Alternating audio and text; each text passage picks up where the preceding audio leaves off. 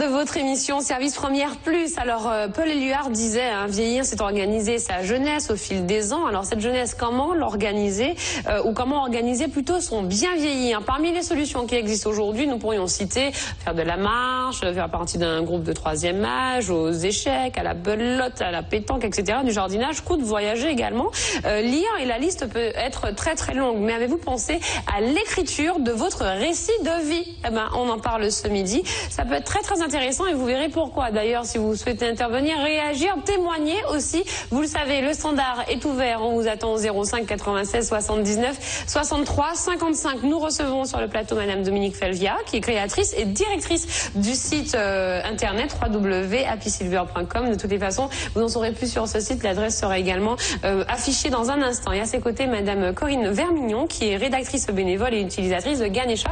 Nous en parlerons dans un instant. Bonjour mesdames, bienvenue. Bonjour. Alors, première question, le récit de vie, c'est une activité cérébrale qui est importante quand on commence justement à atteindre un certain âge. Est-ce que vous pouvez nous dire pourquoi ? Alors, c'est important d'écrire son récit de vie parce que, justement, ça participe de la stimulation de la mémoire. Et on sait qu'effectivement, quand on commence à avancer en âge, on a des petits trous de mémoire, on ne sait plus où on a mis ses clés. Et bon, il y a des choses importantes qu'on peut oublier. Et le fait d'écrire, ça permet de fixer des étapes importantes de sa vie et de stimuler, justement, sa fonction cognitive, la mémoire. Mais nous parlerons justement de cela. Qu'est-ce qu'on peut écrire? Sur quoi? Sur quel support peut-on écrire? Forcément, c'est dans votre émission.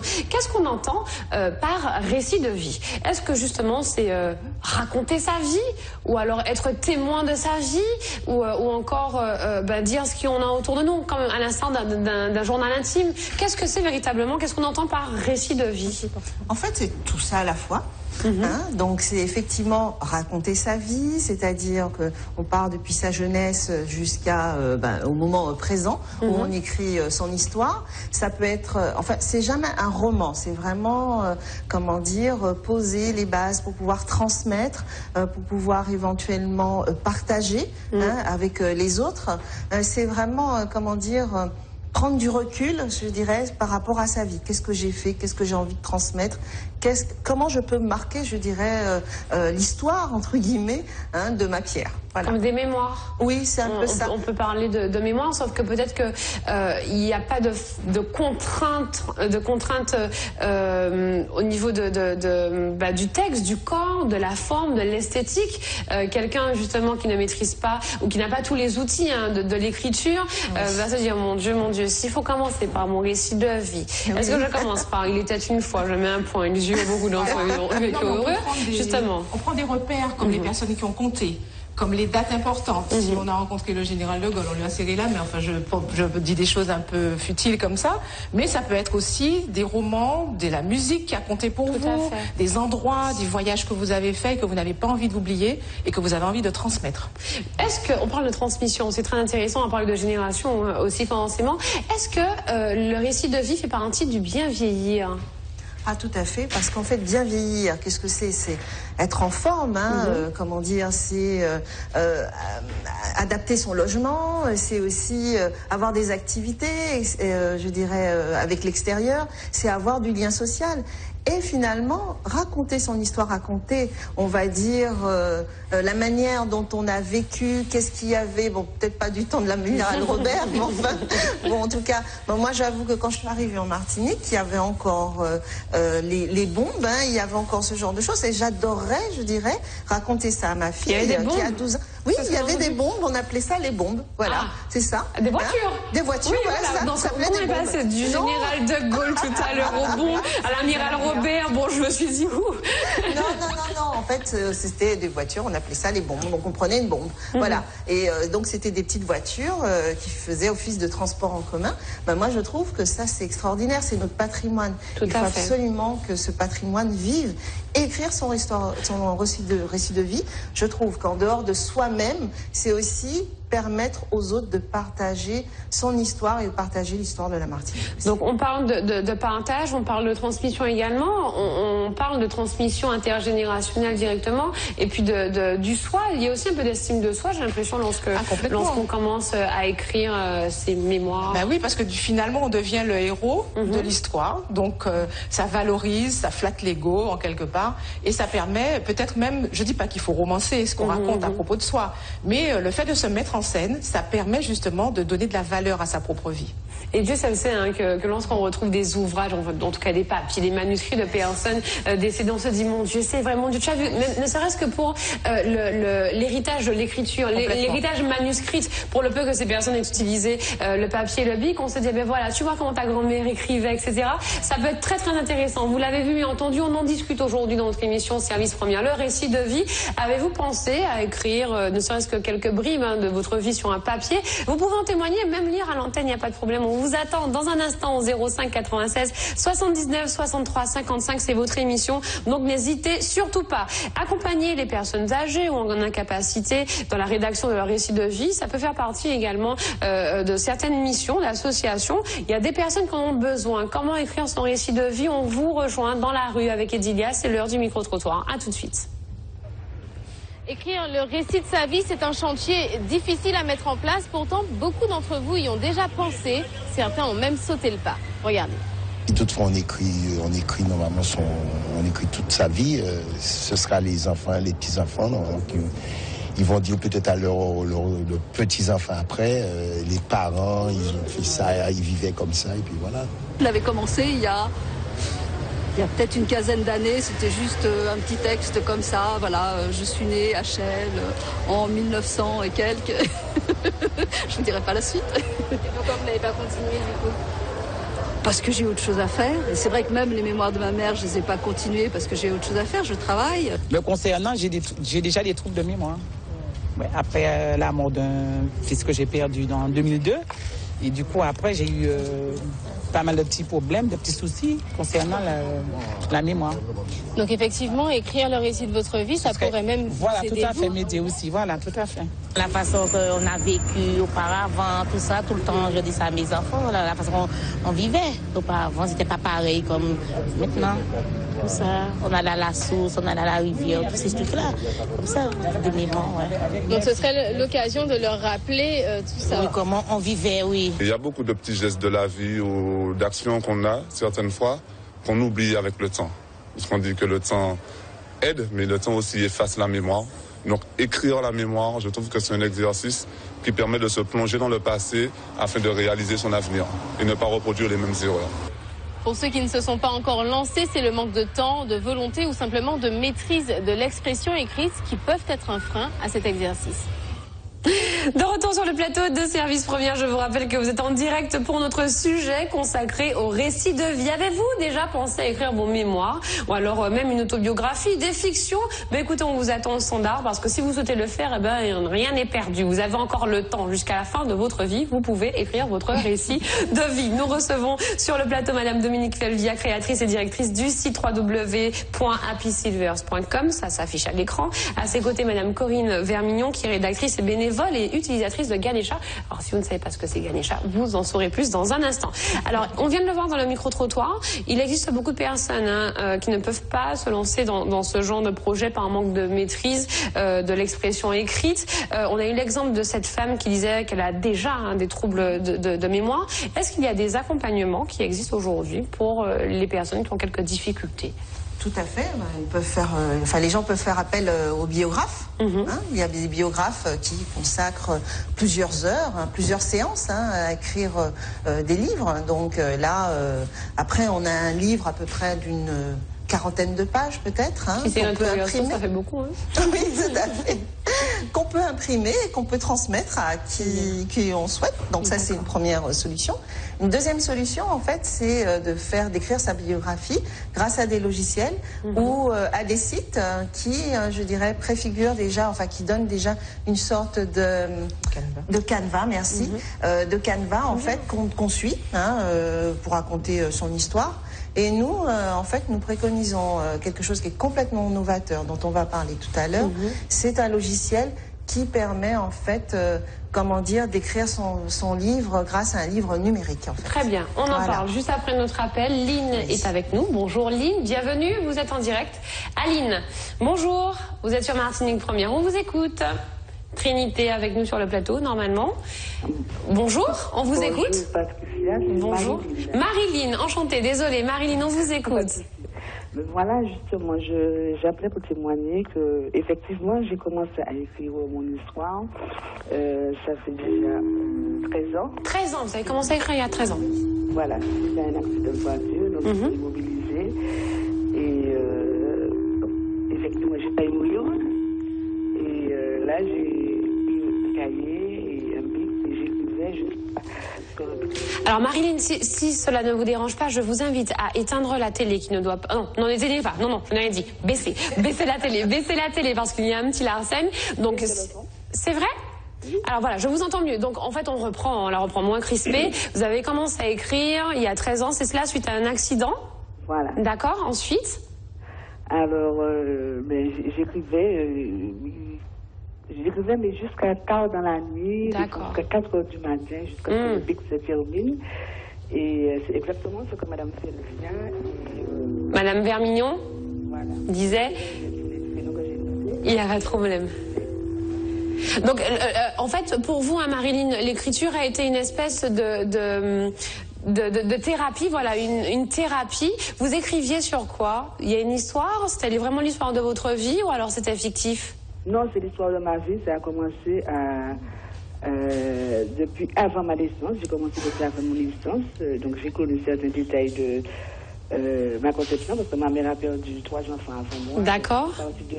D'accord, très bien. Vous étiez l'aîné?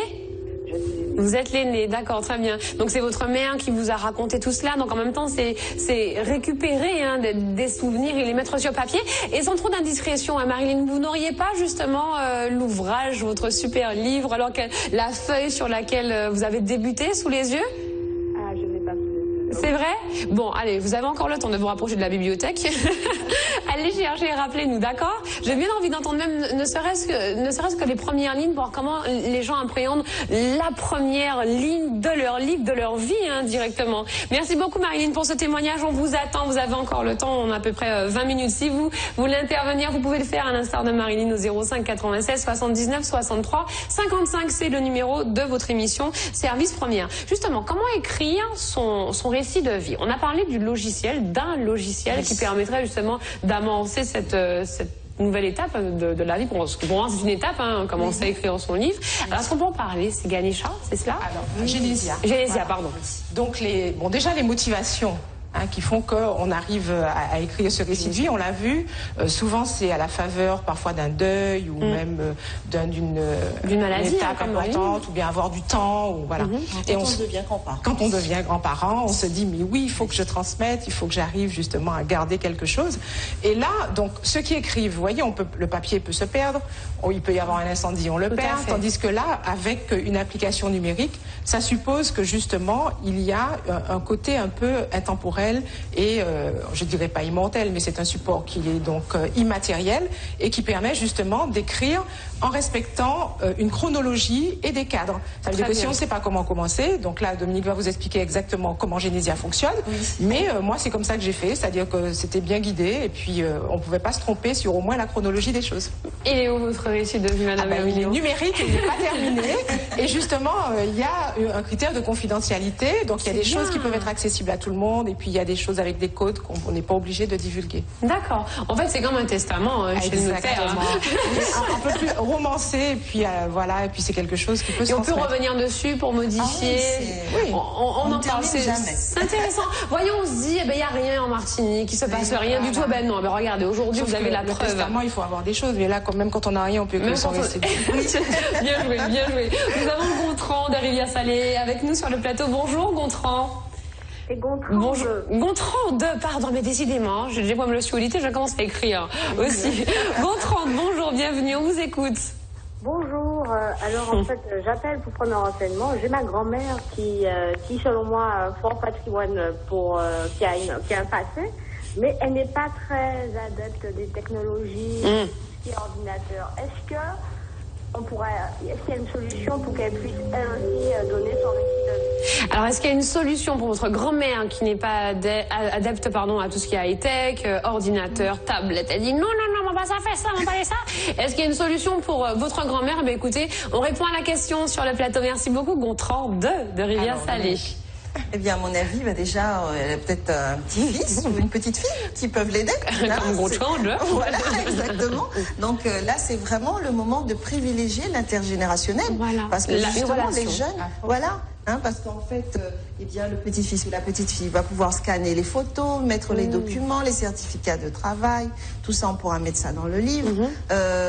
Maintenant, elle peut aussi faire appel effectivement à un professionnel qui pourra l'aider, moyennant en finance, je dirais. Alors, vous êtes tellement mince que Gontran va faire le nécessaire. Voilà, exactement. Et c'est un moment de partage en même temps quand on aide la grand-mère. On est dans la relation, dans le partage.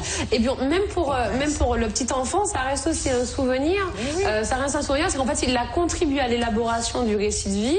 Et c'est une fierté, il y a aussi l'estime de soi qui se transmet. Et il découvre des choses au fur et à mesure que la grand-mère livre ses souvenirs. Il y a parfois des choses dont on n'a jamais entendu parler. Et je trouve ça très très intéressant parce que personnellement, je suis presque touchée. On se dit, en tant que petit enfant par exemple, mon grand-père, il a connu l'amiral Robert, ma grand-mère, etc. Quand ils se sont rencontrés, je crois qu'à l'époque, la famille Tin, pour tout vous dire, je crois qu'ils s'étaient rencontrés par correspondance. Mais c'est toujours des conversations qui reviennent dans la famille. Mais on se dit, si j'avais eu ce moment privilégié avec son grand-père, en fait avec mon grand-père ou ma grand-mère, peut-être que je l'aurais su au final, on aurait même pu l'écrire. Parlons justement du logiciel qui permet au grand public et de s'exprimer, d'écrire, de se livrer directement. Comment fonctionne-t-il exactement? Alors en fait, il fonctionne en 5 parties. Alors il faut savoir que c'est un logiciel parce qu'en fait, en France, on se préoccupe beaucoup du bien vieillir, de l'adaptation du vieillissement.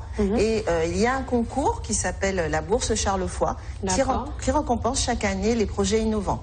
Et ce logiciel, en fait, a été nominé parmi les 12 projets en France qui innovants sur le thème du bien vieillir, de l'adaptation, de l'utilité et de l'innovation. Donc l'application de la génération qui prend soin de vos souvenirs. Exactement. Donc il y a une partie en fait qui est un peu descriptive où on va décrire en fait quel âge on est, sa date de naissance, ce qu'on aime, ses plats préférés, etc. Avec qui on est marié ou pas, ses petits enfants. Donc là c'est une première partie descriptive. Petit côté bio un peu. Tout à fait, exactement. Et puis là on va pouvoir aussi décrire sa généalogie, c'est-à-dire son arrière-grand-père, quel âge avait-il, à quel moment il est né, etc. Toute sa famille, donc à la fois les descendants et les ascendants. Donc ça c'est une première partie. Et puis maintenant il y a une partie où on va raconter l'histoire de sa vie. Alors on peut commencer, alors là il y a 3 parties, il y a la partie jeunesse. D'accord. Donc là, on peut mettre on est très bien encadré. Oui, c'est très très simple. C'est bien, c'est interactif et puis si vous voulez, ça permet d'avoir vraiment de décliner les différentes phases de sa vie. Alors que quand on écrit comme ça, on n'est parfois pas inspiré. Alors que là, il y a des petits onglets qui s'ouvrent et c'est très interactif. Donc là, en plus, ce qui est intéressant, c'est qu'on peut commencer, s'arrêter. Revenir dessus, revenir sur tel écran, telle page. Et donc, ça permet d'avoir quelque chose de suivi. Et après, d'intégrer en plus des fichiers numériques, des fichiers audio. Donc, si vous avez aimé Nelson Ned, vous mettez la chanson. Si vous avez... il y a vraiment des choses intéressantes. Avant de venir, Madame Vermignon. Non, c'est de l'actualité, c'est pour ça. D'accord. Alors, il est facile d'utilisation. Même au niveau du vocabulaire, on arrive à comprendre facilement et aisément ce qui est demandé. C'est vrai que certaines personnes se disent peut-être que c'est trop rébarbatif, trop compliqué. Ok, dis-moi, mais appuyons en anglais. Mais c'est quoi un anglais? Donc, mais là, on est bien guidé. On est bien guidé lorsqu'on le survole. Tout à fait. Et en fait, ce qui est intéressant, c'est que comme c'est un livre numérique, donc on peut s'arrêter, se dire voilà, c'est bon, pour cette période-là, je m'arrête. Je l'édite, c'est-à-dire que je le visualise et je l'emporte avec moi sur une clé USB. Donc un support numérique. Et puis, je fais une petite séance avec toute ma famille où là, je montre ma vie telle qu'elle a été jusqu'au jour où je me suis arrêtée. Voilà. Et puis demain, je pars au Brésil, par exemple, pour la Coupe du Monde. Eh bien, je capte des moments, je dirais, précieux que je peux commenter, que je remets dans mon livre. Voilà. Donc on ne finit jamais finalement. Il n'y a pas d'âge pour commencer. Non. Justement, c'est la question que j'allais poser. Donc là, on se dit, bon, on parle d'Happy Silver, donc on se dit, bon, peut-être que là, il y a un âge, on va parler des seniors, mais pas du tout. Le récit de vie peut commencer, en fait, on peut commencer l'écriture de son récit de vie à n'importe quel moment de sa vie. Exactement. Même avant sa naissance. Voilà. Même avant sa naissance. Bah oui, parce que souvent quand on attend un enfant, on achète, vous savez, l'espèce de livre de bébé, et on commence à mettre des choses avant. Ben là, pourquoi pas? Ça peut être aussi l'idée de commencer avant et de faire qu'après, ça soit l'enfant lui-même qui prenne la main sur son récit de vie et qui mette des choses. Il y a des questions qui nous sont parvenues via le net. Je propose qu'elles soient diffusées. 2 questions. Sophie, qui dit la chose suivante: pour moi, le récit de vie servirait à flatter son ego. Donc peut-être qu'elle a suivi la première partie de l'émission. Servirait à flatter son ego. Quand j'étais jeune, j'ai fait ci, cela, pour telle ou telle personne. Donc oui, il y a l'ego, mais il y a aussi une part de reconnaissance, aussi d'auto-reconnaissance. Regardez un petit peu. Oui, on n'est jamais si bien servi que par soi-même. Donc ça peut être aussi flatter l'ego, mais ça peut être aussi une épreuve d'humilité aussi, parce qu'on n'a pas fait que des bonnes choses dans sa vie. On n'est pas obligé de mettre toutes les parties intéressantes, mais ça permet de réfléchir aussi sur son parcours et de regarder ce qu'on a fait, de jeter un coup d'œil en arrière. Oui, un rétroviseur. Exact. Lise, une bonne idée pour être témoin de son histoire, ça nous l'avons dit. Une question de Clémentine: le logiciel est-il payant? Oui, c'est un logiciel. C'est un logiciel. Alors en général, sans donner de prix à c'est abordable justement pour toutes les personnes qui voudraient se lancer dans ce type de récit. Tout à fait. Ben, par exemple, une biographie, il faut compter à peu près dans les 2500 à 3000 euros. Et là, on peut diviser par 100 le prix. Voilà. D'accord. Oui. Tout à fait abordable. C'est pas cher. C'est le prix d'une paire de chaussures moyenne. Est-ce qu'il est sur Internet? Il est sur Internet, on le télécharge. Sur le site Happy Silver. Parlons de ce site. Revenons sur le site happysilver.com. Est-ce qu'il accueille également des récits de vie ou des exemples de récits de vie pour toutes les personnes qui n'ont pas forcément envie de se lancer pour le moment, qui ont envie de regarder, tâter le terrain un petit peu? Est-ce que les personnes peuvent consulter certains récits sur le site? Alors, même s'il y a de la confidentialité, ou alors des exemples. Voilà, des exemples. Des témoignages, on va dire. Des témoignages. Très bien. Alors ça, on est preneur. C'est vrai que pour l'instant, on ne l'a pas fait. On anime une rubrique hebdomadaire sur un quotidien national, on va dire. Et c'est voilà, tout le monde a compris. Voilà, local. Voilà. Et c'est vrai que on a entamé une rubrique qui s'appelle Raconte-moi ta vie et ton métier. Donc moi, je suis preneuse de toute personne qui a envie de raconter sa vie et son métier, parce qu'en fait, ce que je trouve que il y a de belles histoires, hein, je suppose. Ah oui. Là, en l'occurrence, là, c'était une enseignante qui avait fait de DEA, qui a 66 ans, qui racontait un petit peu comment ça s'est passé. Et voilà, donc effectivement, on n'a pas ça. Mais par contre, on recueille, on est très content quand il y a des gens qui nous envoient des articles qui ne sont pas forcément l'histoire de leur vie, mais de leur passion. Donc il y a une internaute qui aime beaucoup voyager, donc elle raconte ses voyages. Voilà. Mais pour revenir à Genesia, les utilisateurs, dans les retours des utilisateurs, c'est souvent justement que ça a été pour eux un moment très important de retour sur soi et de partage avec les autres. Et ils disent vraiment que ça leur a servi de point de départ, peut-être même à d'autres choses. C'est une façon de philosopher aussi, j'ai l'impression. Voir sa vie autrement et puis peut-être prendre une autre direction aussi. Tout à fait, donc une façon de philosopher. On fait un point avec soi-même, on écrit une espèce d'introspection où voilà, on fouille, on retranscrit, on se dit bon. Et puis je pense que ça peut même permettre à certaines personnes de se réconcilier si on s'est fâché avec Francine il y a 20 ans pour une histoire bête et qu'on l'écrit. On peut prendre son téléphone si Francine est encore là. Voilà, tu sais, par rapport à telle ou telle histoire, et Francine de l'autre côté, ah bon, mon pâté gras songé. Ça peut permettre aussi des connexions. Mais oui, et puis avec l'application, on n'a pas besoin de savoir écrire. Les gens disent mais oui, mais moi jamais écrire. Quand j'étais à l'école, j'avais 0 en dictée. On n'a pas besoin de ça. Vous pouvez mettre des témoignages audio, des photos, et puis il y a déjà la trame qui permet de remplir des trous. Donc c'est vraiment très facile à faire. happysilver.com, c'est le site pour les seniors, entre autres, un site sur lequel nous retrouvons énormément de petites rubriques. Est-ce que vous pouvez nous refaire un petit topo là-dessus, Madame Peltier? Oui, alors c'est un site d'information, de conseils et de bons plans, alors qui a évolué parce que depuis l'année dernière, déjà on s'appelait senior.com, et c'est vrai qu'il y avait une connotation, je dirais, que n'aimaient pas les seniors, parce que c'est vrai que nous nous adressons aux seniors à partir de 50 ans. Et c'est vrai qu'à 50 ans, on n'a pas envie de dire qu'on est senior, parce que senior, c'est dans l'esprit des gens à partir de 70 ans, 80 ans. C'est synonyme de vieux pour vous. Et de vieux, voilà. Donc on a changé de nom. Il est très frais. Le site est très frais. J'ai été le voir, je vous rassure, il est très frais. On a changé de nom et on s'appelle maintenant Happy Silvers, c'est-à-dire qu'on a voulu mettre un petit peu de gaieté, de joie sur ce site. Et donc un site d'information, on va trouver des informations sur la santé, le bien-être. Notamment, nous avons un pharmacien qui collabore avec nous et qui nous donne en fait des petits trucs sur les plantes anti-âge, par exemple. Des petites recettes. On va trouver des informations sur la retraite aussi, comment préparer sa retraite. Et on prépare sa retraite non pas quand on a 60 ans, 62, 63, mais bien avant, même à partir de 30 ans. On va trouver aussi des informations. Il y a des bons plans, il y a des bons idées plans, de voyage, il y a des choses très actuelles. C'est pas et puis bien sûr alimenté par les membres. Donc ça veut dire qu'il ne s'agit pas d'être sur une interface où il n'y a que les webmasters qui gèrent le contenu. Le contenu est enrichi par d'autres personnes également. Voilà. Oui. Et en plus, Dominique a tout un service de veille qui permet justement de récupérer des informations intéressantes et qu'elle reposte. Et donc ça permet d'avoir des informations qui viennent du monde entier sur cette population, sur cette cible-là des 50 et plus.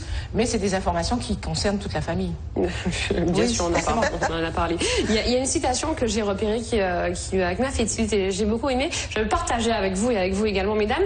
Ce n'est pas que dans la vieillesse que l'homme devient vraiment lui-même. Ça veut dire qu'il ne faut pas attendre forcément. On se construit tous les jours et justement le récit de vie fait partie de la construction et non pas de la destruction ni de l'achèvement. On vit une seconde vie. On parle de fiction aussi, on en a parlé rapidement. On peut avoir un récit de vie fictif, se prendre pour un super héros, un super pas l'amiral Robert, quelqu'un d'autre. Un super héros. Alors, en tout cas, merci beaucoup mesdames pour nous avoir parlé justement du site Happy Silver, mais également de ce logiciel. Je vous rappelle, c'est le logiciel Genesia. Pourquoi je l'appelle Genesia? C'est Genesia. Il s'affiche à l'écran, vous le voyez. Merci beaucoup Madame Felvia et puis à vos côtés Madame Vermignon qui nous a accompagnés pour cette émission.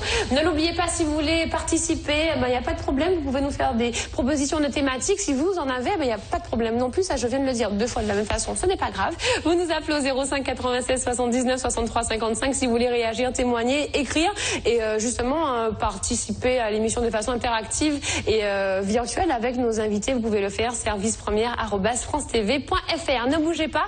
Aujourd'hui, nous partons à la rencontre de Dora, pas l'exploratrice, artiste peintre. Dora, notre invitée dans mon pays, c'est maintenant.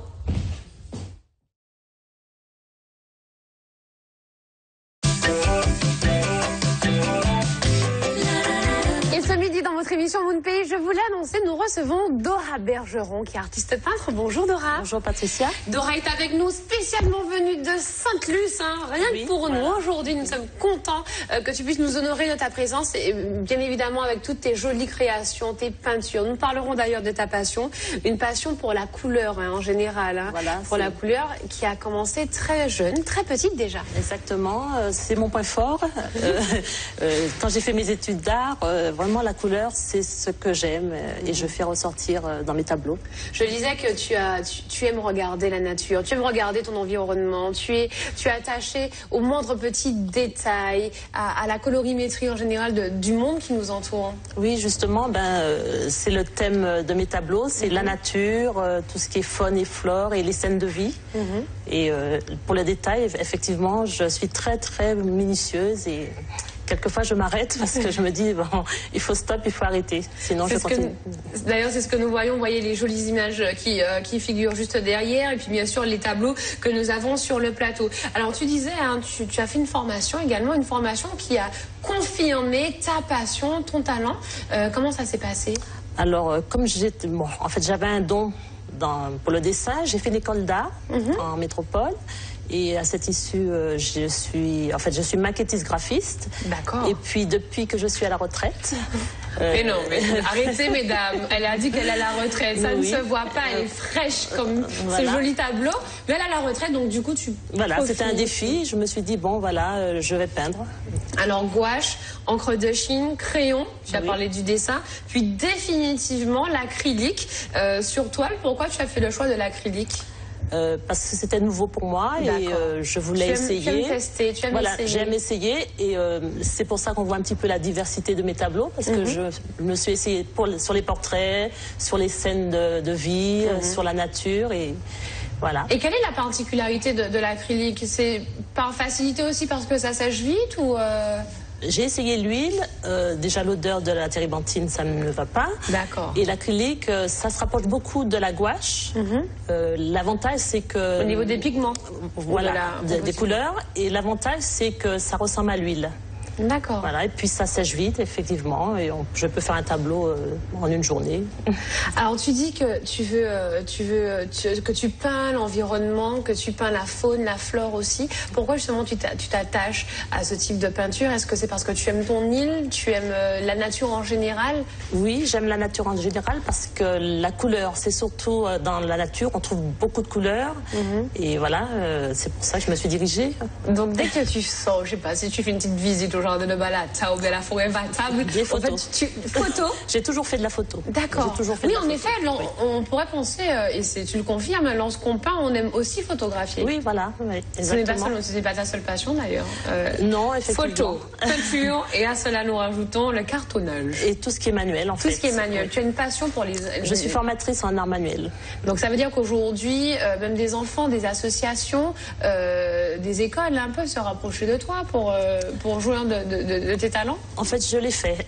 Pendant 15 ans, je dirigeais une structure qui faisait du loisir créatif avec les enfants et les adultes. Et comme j'ai dit, depuis que je suis à la retraite, je m'adonne à ma passion qui est la peinture. Pour les scènes de vie, par exemple, tu te rends dans des lieux bien précis pour que tu puisses voir comment évoluent les gens en général afin de les peindre, de brosser leur portrait sur toile? Je travaille d'après photo. Donc j'ai des thèmes particuliers comme par exemple la Seine ou les pêcheurs, etc. Qu'est-ce qui te plaît justement? C'est le mouvement, j'aime reproduire tous ces mouvements et... Voilà. On a les danses également. Voilà, tout ce qui est danse. Là, on voit juste à nos pieds les danses. Il y a également des portraits, tu en as parlé. On a des cascades. Il y a également l'arbre du voyageur, le balisier. On retrouve la mer, l'eau. Tu aimes beaucoup l'eau, j'ai l'impression. On retrouve l'eau aussi dans pas mal d'étoiles ici sur le plateau. Oui, j'aime beaucoup l'eau, c'est vrai. Alors, je sais que tu as fait un vernissage. Oui. Comment ça s'est passé? Comment ont été reçus justement? Alors, c'était mon premier vernissage, puisque comme je peint à l'acrylique depuis le mois de mai dernier. Donc c'est un défi et j'ai fait ce vernissage pour voir un petit peu ce que le public pensait de ma façon de peindre. Qu'est-ce qui en est ressorti? Alors très positif et j'étais vraiment très étonnée parce que les gens ont adhéré et puis ça m'encourage à continuer. Oui, effectivement. Ils ont acheté. Ah oui, ils ont acheté. Mais aussi. Ils ont acheté. Peuvent-ils continuer? Peuvent-ils acheter encore? Alors on peut voir tous les tableaux que vous voyez là, c'est ce qui reste. Alors oui. C'est ce qui reste. Oui. Allez. C'est ce qui reste. Donc tout ce qui est ici, mais bien sûr, tous les jours, en fait, quand tu le peux, puisque tu es à la retraite, tu l'as dit, tu t'adonnes à ta passion, donc tu es tout le temps en création. Est-ce qu'il y a un lieu, justement, où on peut voir Malheureusement, non. Je travaille chez moi. Par contre, je travaille, c'est de la peinture plaisir. C'est-à-dire que je ne prends pas de commande, je peins et je fais des expositions ou des vernissages. La prochaine, est-ce que tu as une date de la prochaine exposition? J'ai une proposition pour le Big in Jazz. Très bien. Donc le thème est déjà tout trouvé. Et c'est en fait le prochain Big in Jazz, c'est au mois d'août. D'accord. Donc j'ai le temps de travailler sur la musique. Nous aurons le temps aussi de vous donner les dates et puis les lieux d'exposition de Dora Bergeron, notre invitée, artiste peintre aujourd'hui, Moon Pays, le Saint-Plus. Un petit clin d'œil à toutes les personnes qui nous regardent depuis là-bas. Et puis alors Dora, est-ce qu'il y a un numéro de téléphone? Je sais que Dora est très à la page. Quand je dis à la page, c'est sans jeu de mots, parce que même à la retraite, Dora est sur Facebook. Ah ben oui. Alors qu'est-ce qu'il faut taper dans le moteur de recherche? Alors Dora, oui, Art, c'est-à-dire Dora, plus loin Art. D'accord, numéro de téléphone. Alors, 06 96 89 10 61. 89 10 61. S'il y a des petites toiles qui vous ont intéressé, vous avez envie d'en savoir plus, de me discuter ou encourager Dora, envoyez-lui un petit SMS, appelez-la ou alors directement sur sa page Facebook. Merci beaucoup, Dora. Patricia. Bon retour. Merci beaucoup. Tu peux laisser un petit peu ici, ça va très bien sur le plateau. Ne bougez surtout pas, dans un instant le journal de 13h, suivi du sommaire de l'après-midi.